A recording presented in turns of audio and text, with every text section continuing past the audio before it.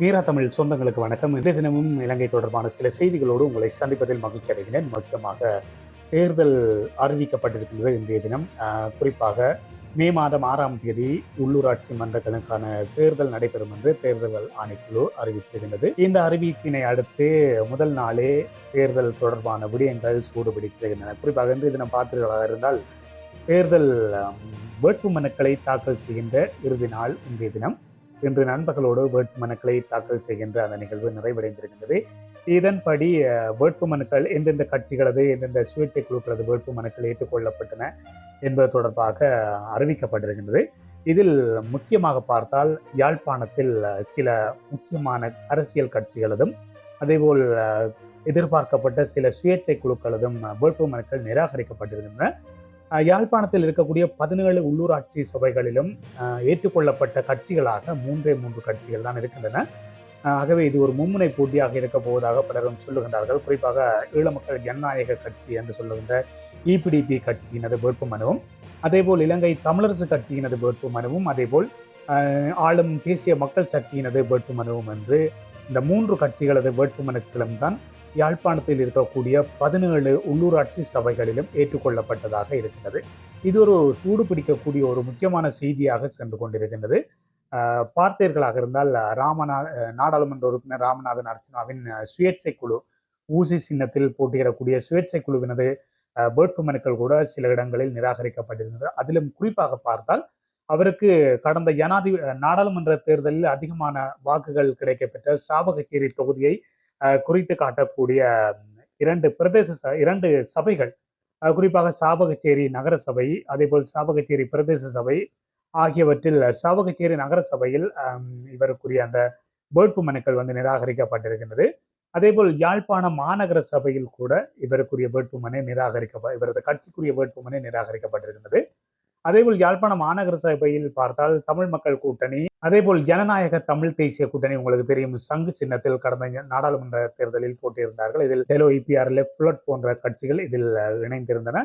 இந்த கட்சியினது வேட்புமனுவும் யாழ்ப்பாணம் மாநகர சபையில், வடக்கை பொறுத்தவரை பார்த்தீர்களா இருந்தால் வடக்கில் இருக்கக்கூடிய ஒரு மாநகர சபையாக இந்த யாழ்ப்பாணம் மாநகர சபை இருந்து வந்தது.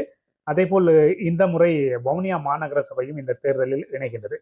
இதன் அடிப்படையில் வடக்கில் இருக்கக்கூடிய முக்கியமான ஒரு மாநகர சபையாக இருக்கின்ற யாழ்ப்பாணம் மாநகர சபையில் ஒரு மிகப்பெரிய ஒரு எதிர்பார்ப்பு இருக்கும். இந்த உள்ளூராட்சி மன்ற தேர்தல் காலத்தில் யாழ்ப்பாணம் மாநகர சபையில் எதிர்பார்க்கப்படக்கூடிய சில கட்சிகள் போட்டியிலிருந்து விலகி இருக்கின்றனர். அதில் முக்கியமாக நாங்கள் பார்த்தால் கடந்த முறை யாழ்ப்பாணம் மாநகர சபையின் மேயராக இருந்தவர் உங்களுக்கு தெரியும், மணிவண்ணன். இவர் தமிழ் தேசிய மக்கள் முன்னணியிலிருந்து பிரிந்து சென்றவர்.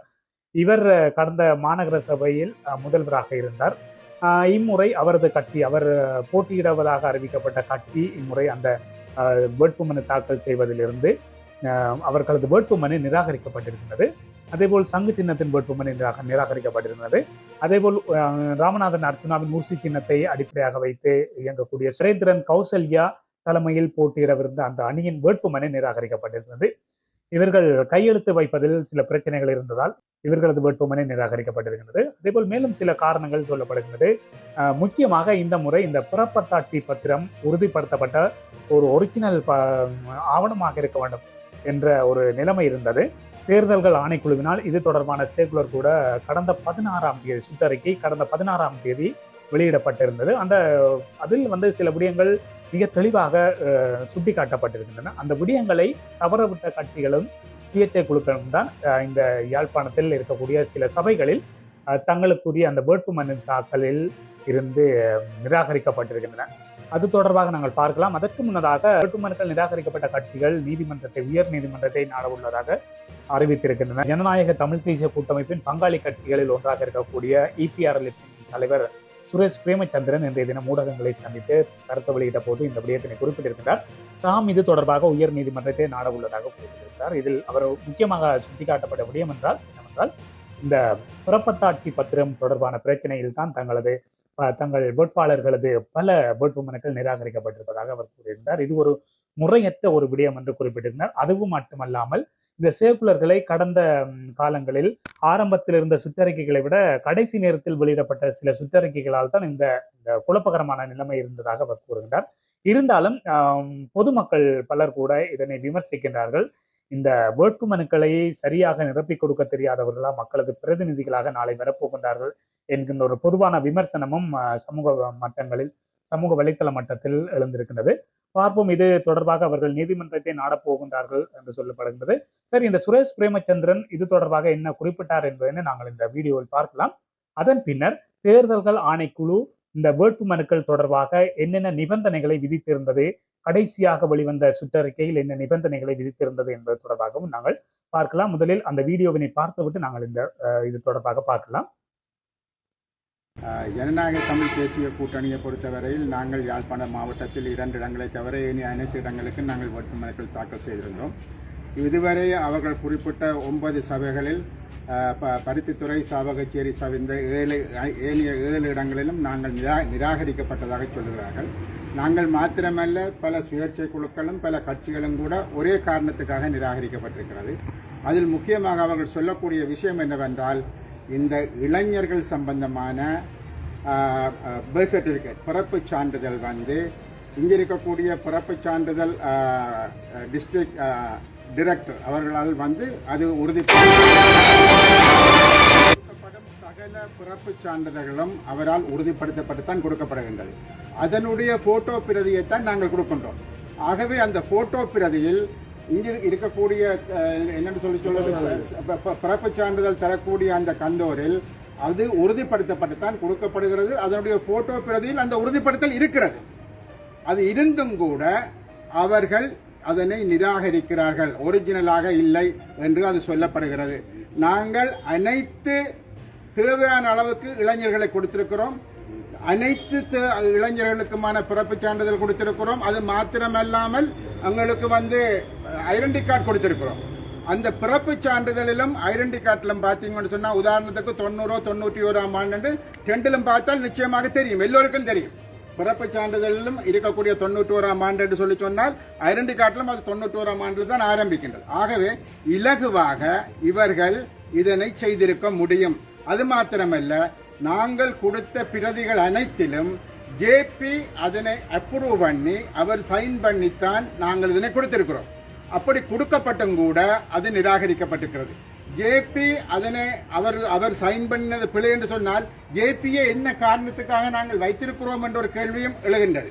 ஆகவே இங்கே நாங்கள் தேவையான அனைத்து ஆவணங்களும் கொடுக்கப்பட்டிருக்கிறது. அந்த ஆவணங்கள் ஜேபியினால் சைன் பண்ணப்பட்டிருக்கிறது. அந்த பிரதிகள் அனைத்தும் இங்கு இருக்கக்கூடிய பல்வேறுபட்ட கந்தோர்களில் எடுக்கப்பட்ட பர்த் சர்டிபிகேட் பிரதிகளாக அது இருக்கிறது. ஆகவே இதனை நிராகரிப்பதற்கு எந்த இடமும் கிடையாது. அது மாத்திரமல்ல, எமக்கு தரப்பட்ட ஆவணத்தின் அடிப்படையில் அதனுடைய பிரதிதான் கேட்கப்பட்டிருக்கின்றது. இப்பொழுது புதிய ஒரு ஓர்டர் வந்திருப்பதாக இப்பொழுது சொல்லப்படுகிறது. அதாவது தேர்தல் அறிவிக்கப்பட்டதுக்கு பிற்பாடு போன 15ஆம் தேதி ஒரு புதிய அறிவித்தல் வந்திருப்பதாக சொல்லப்படுகிறது.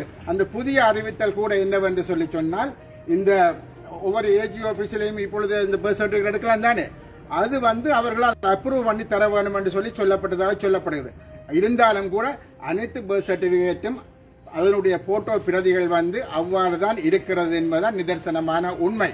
ஆகவே அந்த வகையில் இவற்றை இல்லாமல் செய்வதற்கான எந்த காரணங்களும் கிடையாது.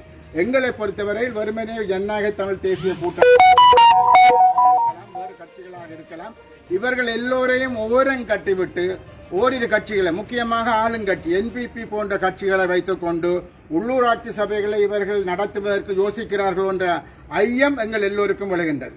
ஏனென்று சொல்லி சொன்னால், மிக பெரும்பாலானவர் இங்கு மாத்திரமல்ல, யாழ்ப்பாணத்தில் மாத்திரமல்ல, கிளிநொச்சியில் நிராகரிக்கப்பட்டிருக்கிறது, வன்னியில் நிராகரிக்கப்பட்டிருக்கிறது. அதுக்கு சொல்லப்படுற காரணங்கள் எல்லாம் இந்த காரணங்களாகத்தான் இருக்கின்றது.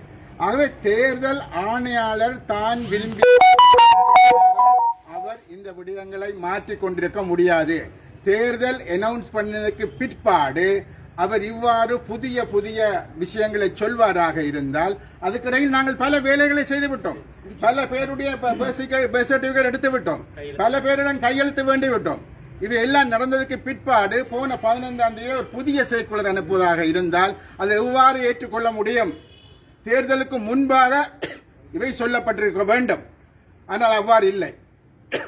15ஆம் தேதி 3ஆம் மாசம், இந்த மாசம் 15ஆம், இன்றைக்கு 20ஆம் தேதி, 5 நாட்களுக்கு முன்பு ஒரு சர்க்குலர் அனுப்பப்பட்டதாக எங்களுக்கு தேர்தல் இங்கே பிரதி ஆணையாளர் சொல்லுகிறார். இவற்றுக்கு மேலாக இன்று காலையில் நாங்கள் அதனை வந்து கையளிக்க வருகிற பொழுதோ இவர் ஈசன் என்னுடன் இருந்தார், மயூரன் என்னுடன் இருந்தார். அவர்கள் சொன்னார்கள் இது ஏற்றுக்கொள்ளப்படும் தேர்தல், அதாவது வந்து இது ஜேபி எல்லாம் அப்ரூவ் பண்ணது. அவர் அங்கு முக்கியஸ்தர்களை கூப்பிட்டு அவரிடம் கதைத்து அவர்கள் தான் வந்து சொன்னார்கள் இது ஏற்றுக்கொள்ளப்படும். அது சகலதும் இங்கு இருக்கக்கூடிய சிசிடிவி கேமராவில் இருக்கிறது. அவர்கள் எங்களை பார்த்தது, பேசியது, தாங்கள் அதை ஏற்றுக்கொள்கிறோம் என்று கூறியது அனைத்தும் இங்கு இருக்கக்கூடிய சிசிடிவி கேமராவில் இருக்கிறது. ஆகவே அவர்கள் சொன்னதுக்கு பிற்பாடுதான் நாங்கள் இதை கையெழுத்திருக்கிறோம். ஆகவே இதை நிராகரிப்பதற்கான எந்த கிரவுண்டும் நிச்சயமாக இல்லை. இப்பொழுது நாங்கள் கேட்டபொழுது சொன்னார்கள் கொழும்பில் இருந்து எங்களுக்கு நிராகரிக்கும்படி சொல்லப்பட்டிருக்கிறது. கொழும்பில் தேர்தல் ஆணையாளரிடமிருந்து தங்களுக்கு உத்தரவு வந்திருப்பதாக சொல்கிறார்கள். ஆனால் நாங்கள் தொலைபேசி மூலம் யாழ்ப்பாணத்தில் உள்ள தேர்தல் ஆணையகத்தில் இருக்கக்கூடிய உத்தியோகத்திடம் கேட்டபொழுது அவர்களும் சொன்னார்கள் இது ஏற்றுக்கொள்ளப்படும் என்று. இன்று காலமே நாங்கள் இங்கு வந்து கையளிக்க வருகிற பொழுது இவர்களும் சொன்னார்கள் அது ஏற்றுக்கொள்ளப்படும் என்று. ஆனால் திடீரென்று இவர்கள் நேரத்துக்கு நேரம் மாற்றுவது என்பது நிச்சயமாக ஏற்றுக்கொள்ள முடியாது. நாங்கள் இது தொடர்பாக உடனடியாக நீதிமன்றம் சொல்லியிருக்கின்றோம். நான் இப்பொழுது இங்கே இருக்கக்கூடிய உதவி தேர்தல் ஆணையாளரிடம் கேட்டிருக்கிறேன், எழுத்து மூலம் தரும்படி கேட்டிருக்கிறேன். நாளைக்கு தருவதாக சொல்லியிருக்கிறார்கள். நாங்கள் உடனடியாகவே உயர் நீதிமன்றத்துக்கு சென்று இதற்கான தடை உத்தரவை பெறுவதற்கு ஏற்கனவே நாங்கள் கொழும்பில் உள்ள சட்டத்தணிகளுடன் பேசிக் கொண்டிருக்கின்றோம். நாளைக்கு அநேகமாக இவர்கள் தந்தவுடன் நாளைக்கோ நாளை மறுதினமோ இது நிச்சயமாக வந்து நாங்கள் உயர் நீதிமன்றத்தில் இது ஒரு முக்கியமான பிரச்சனை. ஏனென்று சொல்லி சொன்னால் இப்பொழுது அண்மையில் கொண்டு வரப்பட்ட சட்டத்தில் கூட நான் இப்பொழுது சுமந்திரனுடன் பேசிக்கொண்டேன். சுமந்திரன் சொன்னார் அண்மையில் கொண்டு வந்த சட்டத்தில் கூட இந்த பர்த் சர்டிபிகேட் சம்பந்தமான எந்த பிரச்சனையும் அங்கு இல்லை. ஆகவே இல்லாத ஒரு விஷயத்தை இப்பொழுது உருவாக்குகிறார்கள். எங்களை பொறுத்தவரையில் வடக்கு மாகாணமோ கிழக்கு மாகாணத்தில் இந்த பிரச்சனை என்பது அவர்கள் எங்கள் எல்லோரையும் ஓரங்கட்டிவிட்டு அரசாங்கம் தான் விரும்பியவரை கொண்டு வருவதற்கு தேர்தல் ஆணையாளர் துணை போகிறார் என்று சொன்ன ஒரு விடயம்தான் எங்களுக்கு தோன்றுகிறது. ஆகவே நாங்கள் உடனடியாக இது நீதிமன்றம் போவதை தவிர வேறு வழி இங்கு இல்லை. இவரிடம் கேட்ட பொழுது கூட இவர்களால் இதற்கு எந்த பதிலும் சொல்ல முடியாது. ஏனென்று சொன்னால் கொழும்பில் சொன்னதை கேட்டு சொன்னதை சொல்பவர்கள் போல் எங்களை கிளிப்புள்ள போல் இங்கு சொல்லிக் கொண்டிருக்கிறார்கள். ஆகவே நாங்கள் நீதிமன்றம் செல்வது என்பதுதான் இப்பொழுது இருக்கக்கூடிய ஒரு வழியாக எங்களுக்கு இருக்கிறது. இந்த வழக்கு யாருக்கு எதிரான வழக்கு? இந்த வழக்கு தேர்தல் ஆணையாளருக்கு, இங்க இருக்கக்கூடிய பிரதி தேர்தல் ஆணையாளர், இங்க இருக்கக்கூடிய தெரிவத்தாட்சி அலுவலர் அனைவருக்கும் எதிரான வழக்காகத்தான் இது இருக்கும். தேசிய மக்கள் சக்தி அரசாங்கம் தங்களுக்கு ஆதரவான உள்ளாட்சி சபை உறுப்பினர்களை கொண்டு வருவதற்காக இதனை செய்திருக்கலாம் நினைக்கிறீங்க? அதைத்தான் நான் சொல்றேன், திரும்ப நாங்க சொல்றோம். எல்லோரையும் ஓரங்கட்டி சுயேட்சைகளை ஓரங்கட்டி பல்வேறுபட்ட அரசியல் ஓரங்கட்டி ஒரு சில அரசியல் கட்சிகள் தான் இப்போது கிடைத்திருக்கு. பல அரசியல் கட்சிகள் நிராகரிக்கப்பட்டிருக்கிறது. ஆகவே இது தனியே ஜனநாயக தமிழ் தேசிய கூட்டணிக்கு உள்ள பிரச்சனை மாத்திரமல்ல. தமிழ் காங்கிரஸில் ஒரு இடம் நிராகரிக்கப்பட்டிருக்கிறது. இங்க இருக்கிற தமிழ் மக்கள் கூட்டணி MMCயில் நிராகரிக்கப்பட்டிருக்கிறது. இப்படி பல கட்சிகள் நிராகரிக்கப்பட்டிருக்கிறது. ஆகவே இது வந்து என்னை பொறுத்தவரையில் இது ஒரு பிழையான விடயம். நாங்கள் அனைவரும் இளைஞர்கள் தேவையான அளவுக்கு கொடுத்திருக்கிறோம். இளைஞர்களுக்கான பிறப்பு சான்றிதழ் சரியான முறையில் கொடுத்திருக்கிறோம். இவை அனைத்தும் கொடுக்கப்பட்டிருக்கிறது. எல்லோருக்கும் வந்து ஐடென்டி கார்டு கொடுத்திருக்கிறோம். இவை அனைத்தும் கையில் இருக்கு. அவர்கள் ஒப்பிட்டு பார்ப்பதற்கான வசதிகள் அனைத்தும் இருக்கிறது. அனைத்தும் இருக்கத்தக்கதாக இது கொடுக்கலாம் என்று எங்களுக்கு சொல்லி இப்பொழுது அது நிராகரிக்கப்பட்டதாக சொல்லுவது எந்த விதத்தில் சரியானது? ஜனநாயக தமிழ் தேசிய கூட்டணி இந்த வழக்கை போடுமா அல்லது ஏனைய நிராகரிக்கப்பட்ட முதல் நாங்கள் ஜனநாயக தமிழ் தேசிய கூட்டணி இப்போ சட்டத்தண்ணீருடன் பேசிக் கொண்டிருக்கிறார்கள். வழக்கு போட முடியும் என்று சொல்கிறார்கள். கன பேர் போடுகிற பொழுது நிச்சயமாக நீதிமன்றம் அதை கவனத்தில் எடுக்கும். ஆகவே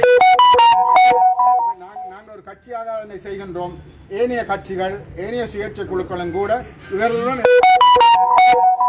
நிசாம் காரியப்பர் இது தொடர்பாக அந்த சட்டத்தினுடன் தான் நாங்கள் பேசிக் கொண்டிருக்கிறோம். ஆகவே ஏனையோரும் அவருடன் தொடர்பு கொண்டு இந்த விஷயங்கள் சம்பந்தமாக அவருடன் பேசலாம். உங்களுடைய அரசியல் வாழ்க்கையில் இதுவரையான காலப்பகுதியில் வேறு இந்த அரசாங்கத்தினுடைய காலப்பகுதியில் இவ்வளவு மோட்டுத்தனமான முட்டாள்தனமான ஒரு முடிவை நாங்கள் இதுவரை பார்த்தது கிடையாது.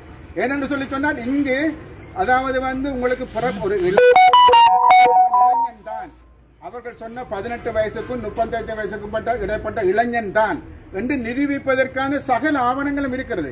ஐடென்டி கார்டு இருக்கிறது, பர்த் சர்டிபிகேட் இருக்கிறது, ஒப்பிட்டு பார்க்க முடியும். அப்படி இருக்கிற பொழுது அதை ஒப்பிட்டு பார்க்காமல் நீங்கள் இதில் வந்து என்னன்னு சொல்லி தேர்தல் அந்த ரெஜிஸ்ட்ராரனுடைய எம்பலமோ அந்த ரப்பர் ஸ்டாம்ப் இல்லை என்று சொல்வது எவ்வளவு முட்டாள்தனமானது. ஏன்னு சொன்னா இதை ஒப்பிட்டு பார்ப்பதற்கு உங்களுக்கு வழிமுறை இருக்கிறது. அதுக்கான ஆவணங்கள் ஒப்படைக்கப்பட்டு இருக்கிறது. இளைஞரா இல்லையா அடையாள பார்த்தாலே தெரியும். அப்ப என்னதுக்கு அடையாள அட்டை? ஏனைய அரசியல் கட்சிகளும் ஏற்றுக்கொள்ளப்பட்டிருக்கின்ற ஒரு காரணத்தை சொன்னா என்ன சொல்லுவீங்க? இல்லை, இப்ப அதாவது இது பிழையான விடயம். யார் ஏற்றுக்கொள்ளினம் ஏற்றுக்கொள்ள என்பது வேறு. இது ஒரு பிழையான விடயம், பிழையான அணுகுமுறை. அது சாதாரண மக்களை இவர்கள் மிக மிக மோசமான நெருக்கடிக்கு உள்ளாக்குகிறார்கள். ஒரு பர்த் சர்டிபிகேட் கொண்டு வந்து கொடுப்பதெல்லாம் இப்படியான ஒரு கிராம மட்ட தேர்தலில் அவர்கள் எத்தனை டாக்குமெண்ட் நாங்கள் ஒருவருடன் கேட்க முடியும்? அவர்கள் எவ்வளவு இடத்துக்கு நாங்கள் துரத்த முடியும்? இதெல்லாம் மிக மோசமான ஒரு அணுகுமுறையை இவர்கள் கொண்டு வருகிறார்கள். இந்த மோசமான அணுகுமுறை என்பது என்னை பொறுத்தவரையில் எனக்கு தெரியாது. தென்பகுதியை பற்றி எனக்கு தெரியாது. இங்கு இருக்கக்கூடிய மக்களை இங்கு இருக்கக்கூடிய அரசியல் கட்சிகளை சுயேட்சை குழுக்களை ஓரம் கட்டுவது இவர்களுடைய முக்கியமான நோக்கமாக இருப்பதாகத்தான் எங்களுக்கு தோன்றுகின்றது. நாங்கள் உயர்நீதிமன்றம் சென்று இதற்கான தீர்வை கட்டாயம் நாங்கள் எட்டுவோம். இவ்வாறு இபிஆர்எல்எஃப் தலைவர் சுரேஷ் பிரேமச்சந்திரன் குறிப்பிட்டிருக்கின்றார். இவர் முக்கியமாக இதில் சொல்லப்பட்ட விடயம் என்னவென்று சொன்னால், இந்த பிறப்பத்தாட்சி பத்திரம், அதாவது உறுதிப்படுத்தப்பட்ட பிறப்பத்தாட்சி பத்திரம் தொடர்பாகத்தான் அவர் சில விடயங்களினை இந்த இடத்தில் குறிப்பிட்டிருப்பதை நீங்கள் பார்த்திருப்பீர்கள். சரி, இந்த தேர்தல்கள் ஆணைக்குழு இது தொடர்பாக ஒரு சுற்றறிக்கையினை கடந்த இந்த மாதம் 16ஆம் தேதி வெளியிட்டிருந்தது. 16ஆம் தேதி திகதியிடப்பட்ட சுற்றறிக்கை வெளியிடப்பட்டது. அந்த சுற்றறிக்கையில் சுட்டிக்காட்டப்பட்ட சில விடயங்களினை நாங்கள் பார்க்கலாம். முதலாவதாக சொல்லப்பட்டிருக்கின்றது, அதிகாரமற்ற நபர் ஒருவர் அந்த வேட்புமனுக்களை கையளிப்பாராக இருந்தால் அந்த வேட்புமனு நிராகரிக்கப்படும் என்று முதலாவதாக அந்த சுற்றறிக்கையில் கூறப்பட்டிருக்கிறது. இரண்டாவதாக என்ன கூறப்பட்டிருக்கிறது சொல்லி பார்த்தால், உரிய வேட்பாளர்களது எண்ணிக்கை காணப்படாமல் இருப்பது தொடர்பாக சொல்லப்பட்டிருக்கிறது. குறிப்பாக இவ்வளவுதான் இந்த சபைக்குரிய வேட்பாளர்கள் எண்ணிக்கை என்கின்ற நிலை இருக்கின்ற போது, அந்த உரிய எண்ணிக்கைக்குரிய வேட்பாளர்கள் குறைவாக இருந்தாலோ அல்லது அந்த எண்ணிக்கையினை விட அதிகமாக இருந்தாலோ அந்த வேட்புமனு நிராகரிக்கப்படும் என்று இரண்டாவதாக அந்த சுற்றறிக்கையில் கூறப்பட்டிருக்கிறது. மூன்றாவதாக அந்த சுற்றறிக்கையில் கூறப்படுகின்றது, அங்கீகாரம் அளிக்கப்பட்ட அரசியல் கட்சியோ அல்லது சுயேட்சை குழுவினாலோ கட்டுப்பணம் செலுத்தப்படாமல் வேட்புமனுவினை கையளிப்பார்களாக இருந்தால் அந்த வேட்புமனு நிராகரிக்கப்பட்டிருக்கும். அந்த வேட்புமனு நிராகரிக்கப்படும் என்று மூன்றாவதாக சொல்லப்பட்டிருக்கிறது. நீங்கள் பார்த்திருப்பீர்கள், நேற்றைய தினம் நண்பகல் 12 மணியோடு கட்டுப்பணம் செலுத்துகின்ற நடைமுறை முடிவுக்கு வந்தது. அதனை தொடர்ந்துதான் இன்றைய தினம் வேட்புமனுக்களை தாக்கல் செய்கின்ற நிகழ்வு நடைபெற்று 12 மணியோடு முடிவிட்டிருந்தது.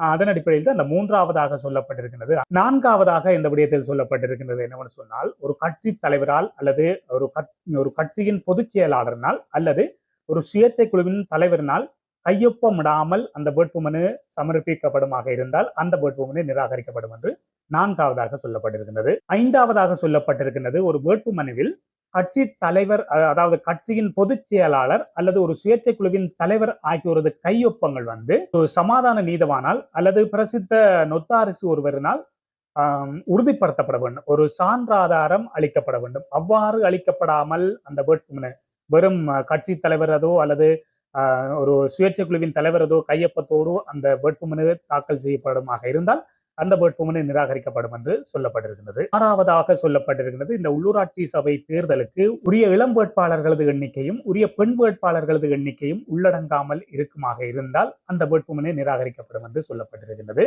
இது ஆறாவதாக சொல்லப்பட்டிருக்கக்கூடிய விடயம். ஏழாவதாக சொல்லப்பட்டிருக்கக்கூடிய விடயம் என்னன்னு சொன்னால், ஒரு இளம் வேட்பாளர் ஒருவரது பெயர் குறித்து நியமிக்கப்படுகின்ற அந்த நியமன பத்திரத்தில் குறிப்பிடப்பட்டுள்ள அந்த இளம் வேட்பாளரது பிறப்பு சான்றிதழின் அத்தாட்சிப்படுத்தப்பட்டதன் ஒரு பிரதி அல்லது அவரது பிறந்த தேதியினை உறுதிப்படுத்தக்கூடிய ஒரு சத்திய கடுதாசி ஆகியவற்றில் ஏதாவது ஒன்றை சமர்ப்பிக்கப்படாத சந்தர்ப்பத்தில் அல்லது இவற்றில் ஏதாவது குறைபாடுகளோடு சமர்ப்பிக்கின்ற போது அந்த வேட்புமனு நிராகரிக்கப்படும் என்று ஏழாவதாக சொல்லப்பட்டிருக்கிறது. எட்டாவதாக சொல்லப்பட்டிருக்கிறது, வேட்பாளர் ஒருவர் அந்த தேர்தலில் அந்த சபையில் போட்டியிடக்கூடிய ஒரு வேட்பாளர் ஒருவர் அந்த வேட்புமனு பத்திரத்தில் கையொப்பமிடாமல் காணப்படுமாக இருந்தால் அந்த வேட்புமனு நிராகரிக்கப்படும் என்று சொல்லப்பட்டிருக்கிறது. இதுதான் யாழ்ப்பாணம் மாநகர சபைக்குரிய வேட்புமனுவில் இந்த ஊசி சின்னத்தில் போட்டியிடக்கூடிய கௌசல்யா நரேந்திரன் இவர் அதில் தலைவராக இவரது தலைமையில் தான் அந்த வேட்புமனு தாக்கல் செய்யப்பட்டிருந்தது. ஆகவே இவரே அந்த வேட்புமனுவில் கையொப்பமிடாமல் இருந்திருக்கிறது. இதனால் அந்த வேட்புமனு நிராகரிக்கப்பட்டிருக்கிறது. ஒன்பதாவதாக சொல்லப்பட்டிருக்கிறது, அரசியல் அமைப்பிற்கான 7ஆம் அட்டவணையில் குறிப்பிடப்பட்டதன்படி சத்தியம் அல்லது உறுதியுரை இல்லாமல் சமர்ப்பிக்கப்படுகின்ற வேட்புமனுக்கள் நிராகரிக்கப்படும் என்று ஒன்பதாவதாக குறிப்பிடப்பட்டிருக்கிறது. 10ஆவதாக சொல்லப்பட்டிருக்கிறது என்னவென்று சொன்னால், ஒரு நியமன பத்திரத்தை சமர்ப்பிக்கின்ற போது அந்த எல்லோரது பெயரும் குறிப்பிடப்பட்ட அந்த நியமன பத்திரத்தை தாக்கல் செய்கின்ற போது அதில் ஒருவரது பெயர் நிராகரிக்கப்படுமாக இருந்தால் அவ்வாறு நிராகரிக்கப்படுபவர் ஒரு இளம் ஆணாகவோ அல்லது பெண்ணாகவோ இருப்பாராக இருந்தால் அவ்வாறு அவரை நீக்கியதன் பின்னர் அந்த வேட்புமனு பட்டியலில் ஆக குறைந்த, அதாவது இளம் வேட்பாளர்களதும் அதே போல் பெண் வேட்பாளர்களதும் பிரதிநிதித்துவம் ஒரு சமநிலை இல்லாமல் இருக்குமாக இருந்தால் அந்த வேட்புமனு நிராகரிக்கப்படும் என்று 10ஆவதாக குறிப்பிடப்பட்டிருக்கின்றது. ஆகவே இதில் இளம் வேட்பாளர்களாக இருந்தாலும் சரி, அதே போல் பெண் வேட்பாளர்களாக இருந்தாலும் சரி, இந்த சமநிலை என்பது இவர்களுக்கு உரிய பிரதிநிதித்துவம் கட்டாயம் இருக்க வேண்டும் என்பதுதான் இந்த 10வது விடயத்தில் குறிப்பிடப்பட்டிருக்கின்றது. 11ஆவதாக ஒரு விடயம் சொல்லப்பட்டிருக்கின்றது என்னவென்றால், இதன் ஒரு தொடர்ச்சியாகத்தான் சொல்லப்பட்டிருக்கின்றது என்னவென்றால், அந்த பட்டியலில் இருந்து ஒருவர் நிராகரிக்கப்படுகின்ற போது அவ்வாறு நிராகரித்ததன் பின்னர் எஞ்சுகின்ற நபர்களில் ஆக குறைந்த, அதாவது பெண் பிரதிநிதித்துவம் இவ்வளவுதான் இருக்க வேண்டும் என்று சொல்லப்படுகின்ற நிலையில் பெண் பிரதிநிதித்துவம் அந்த சொல்லப்பட்ட அந்த எல்லையை விட குறைவாக காணப்படாமல் இருக்குமாக இருந்தால் அந்த வேட்புமனு ஏற்றுக்கொள்ளப்படும் என்று இந்த விடயத்தில் 11வது விடயத்தில் சொல்லப்பட்டிருக்கின்றது. இவ்வாறு ஒருவரை நிராகரிக்கின்ற போது அவரை மட்டும்தான் அந்த பட்டியலிலிருந்து நிராகரிப்பார்களாக இருந்தால் அவருக்கு பதிலாக இன்னொருவரை அந்த கட்சியோ அல்லது சுயேட்சை குழுவோ அந்த இடத்தில் பதிலீடு செய்ய முடியாது என்பதை தெளிவாக கூறுகின்றார்கள். அது மட்டுமல்லாமல் அவருக்கு கட்டிய அந்த கட்டுப்பணம் அந்த கட்டுப்பணம் மீள செலுத்தப்படாது, அது அரசுடைமையாக்கப்படும் என்கின்ற ஒரு விடயத்தினையும் இந்த சுற்றறிக்கையில் இறுதியாக சொல்லியிருக்கின்றனர். மற்றும் ஒரு விடயம் இந்த சுற்றறிக்கையில் தெளிவாக கூறப்பட்டிருக்கிறது, இந்த வயதில்லை. குறிப்பாக நாங்கள் இங்கே நாங்கள் இந்த இளம் வேட்பாளர்கள் என்று, இந்த இளம் வேட்பாளர்களது வயதில்லை எவ்வாறு இருக்க வேண்டும் என்று சொன்னால் 2007ஆம் ஆண்டு 1ஆம் மாதம் 31ஆம் தேதிக்கு முன்னர் பிறந்தவராக இருக்க வேண்டும் என்பது முதலாவது விதி. 2வது விதி என்னவென்று பார்த்தால் 1990ஆம் ஆண்டு 3ஆம் மாதம் 20ஆம் தேதிக்கு பின்னர் பிறந்தவராக இருக்க வேண்டும் என்பது 2வதாக சொல்லப்பட்டிருக்கக்கூடிய ஒரு விதி.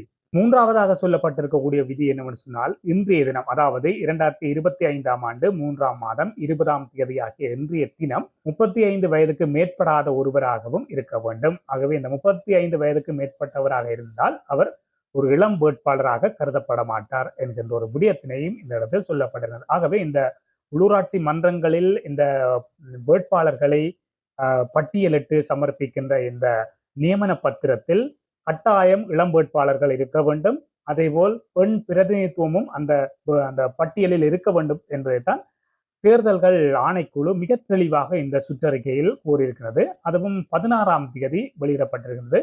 ஒரு 4 நாட்களுக்கு முன்னர் இந்த சுற்றறிக்கை வெளியிடப்பட்டிருக்கிறது. ஆகவே இந்த சுற்றறிக்கையினை குறித்த அரசியல் கட்சிகளாக இருக்கலாம் அல்லது சுயேட்சை குழுக்களாக இருக்கலாம் மிக தெளிவாக படித்து அறிந்து இதன் விளக்கங்களை பெற்று இன்றைய தினம் வேட்புமனு தாக்கல் செய்திருப்பவர்களாக இருந்தால் அநியாயமாக இந்த நிராகரிப்புகள் நடைபெற்றிருக்காது என்பதைத்தான் நாங்கள் இந்த இடத்தில் சொல்லிக்கொள்ளலாம். பார்ப்போம், இன்னும் காலம் இருக்கின்றது, 1 மாதத்துக்கு மேற்பட்ட காலம் இருக்கின்றது இந்த தேர்தல் நடைபெறுவதற்கு. மே மாதம் 6ஆம் தேதி தேர்தல் நடைபெற இருக்கின்றது. அதற்கிடையில் எத்தனையோ காட்சிகள், கூலங்கள் என்பவற்றை எல்லாம் மக்கள் காணப்போகின்றார்கள். மக்களை தேடி பலரும் செல்ல போகின்றார்கள். மக்களுக்கு இது ஒரு பெரிய ஒரு திருவிழாவாகத்தான் அமைய போகின்றது. கடந்த நாடாளுமன்ற தேர்தலை விட இது ஒரு வித்தியாசமான ஒரு தேர்தல் என்பதை நாங்கள் ஞாபகத்தில் வைத்திருக்க வேண்டும். கட்சிகளுக்கு முக்கியத்துவம் கொடுப்பதை விட அவர்கள் தங்களுக்குரிய வட்டாரங்களுக்குரிய வேட்பாளர்களுக்கு முக்கியத்துவம் கொடுக்கக்கூடிய ஒரு தேர்தலாகத்தான் இது இருக்கின்றது. பார்ப்போம் எதிர்காலத்தில் இந்த விடயம் எவ்வாறு செல்ல போகின்றது என்பதனை. ஆளும் தேசிய மக்கள் சக்தி சொல்லுகின்றது, வடக்கில் இருக்கக்கூடிய பெரும்பாலான சபைகளை தாங்கள் கைப்பற்றுவோம் என்று கங்கணம் கட்டி இருக்கின்றார்கள். அதேபோல் இந்த தமிழரசு கட்சி சொல்லியிருக்கின்றது, குறிப்பாக சுமந்திரன் தலைமையிலான தமிழரசு கட்சி சொல்லியிருக்கிறது, வடக்கில் இருக்கக்கூடிய அனைத்து சபைகளையும் தமிழரசு கட்சி வெற்றி பெற்று தனித்து ஆட்சி செய்யும் என்று சொல்லியிருக்கின்றது. அதேபோல் மேலும் பல கட்சிகளும் சொல்லியிருக்கின்றது. முக்கியமாக யாழ்ப்பாணத்தில் 3 கட்சிகளது வேட்புமனுக்கள் தான் ஏற்றுக்கொள்ளப்பட்டிருக்கின்றது. அதில் ஒன்று EPDP, அதேபோல் தமிழரசு கட்சி, அதேபோல் ஆளும் தேசிய மக்கள் சக்தி ஆகிய 3 கட்சிகளது வேட்புமனுக்கள் தான் அனைத்து தொகுதிகளில் அனைத்து சபைகளிலும் ஏற்றுக்கொள்ளப்பட்டிருக்கிறது. ஏனைய கட்சிகளாக இருக்கக்கூடிய இந்த ஜனநாயக தமிழ் தேசிய கூட்டமைப்பு, அதேபோல் தமிழ் மக்கள் கூட்டணி, அதேபோல் சுயேட்சை குழுக்கள் உள்ளிட்ட பல கட்சிகளது வேட்புமனுக்கள் சில சபைகளில் நிராகரிக்கப்பட்டிருக்கின்றது. பார்ப்போம், இது தொடர்பான தேர்தல் கால பல விடயங்களிலே நாங்கள் உங்களுக்காக செய்திகளாக தர இருக்கின்றோம். தொடர்ந்து எமது சேனலோடு சப்ஸ்கிரைப் செய்து இணைந்திருங்கள். வணக்கம். தொடர்ந்து அடுத்த வீடியோக்களில் சந்திக்கலாம். வணக்கம். இதுபோன்ற செய்திகளை உடனுக்குடன் தெரிந்து கொள்ள மீரா தமிழ் சேனலை சப்ஸ்கிரைப் செய்து இணைந்தீர்கள்.